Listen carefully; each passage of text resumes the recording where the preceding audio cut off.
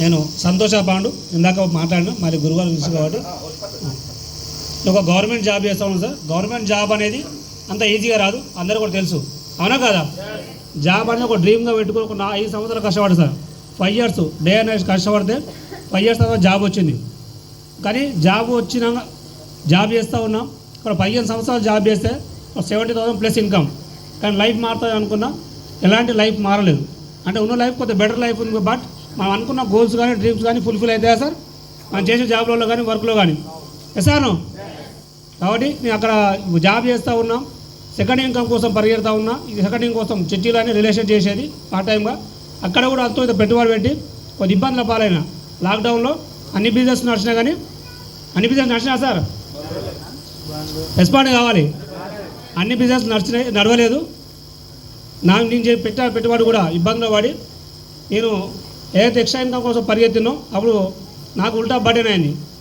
ఏదో ఒకటి చేయాలన్న తాపత్రయంతో వెయిట్ చేస్తూ ఉన్నా కానీ మనకు వచ్చిన అవకాశం ఎవరి ద్వారా వస్తుంది?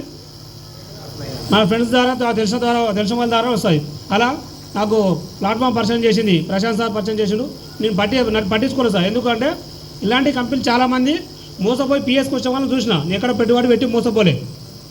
చూసి వాళ్ళని ఈ కంపెనీ అలాంటిదే ఉంటుంది, 6 నెలలు సంవత్సరం 2 నెలలు ఉంటుంది. ఆ తర్వాత పోతే మళ్ళీ మనం ఉద్యోగం చేసుకుంటాం కాబట్టి ఇబ్బంది అవుతుందని చెప్పేసి ఉద్దేశంతో పట్టించుకోవాలి. వాళ్ళు ఒక 6 నెలలు ఫాలో అప్ చేసిన తర్వాత మీటింగ్కి, ఇలాంటి మీటింగ్కి వచ్చి చాలా నెగిటివ్ మైండ్ సార్. నా ఎట్లా ఉంటాయంటే ఎటు వ్యక్తి మాట్లాడితే ఫస్ట్ వాళ్ళని మోరల్ డౌన్ చేయాలి, అంటే కౌంటర్ వేసి వాళ్ళని నోరు ముప్పేసే మైండ్ సెట్ నాది. ఎక్కువ తక్కువ మాట్లాడకుండా వాళ్ళని టోటల్ నెగిటివ్గా మాట్లాడుతుంది.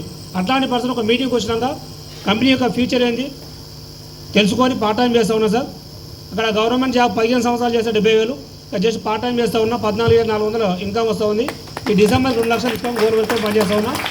Thank you sir, thank you sir. Thank you very much. ఒక 6 నెలల నుంచి మాతో జర్నీ చేస్తున్నాడు. మాతో జర్నీ చేస్తే మారిండా లేదా? ఎక్కడ కూర్చున్నాడు?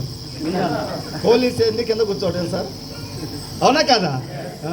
ప్రిన్సిపాల్ ఎక్కడ కూర్చున్నాడు?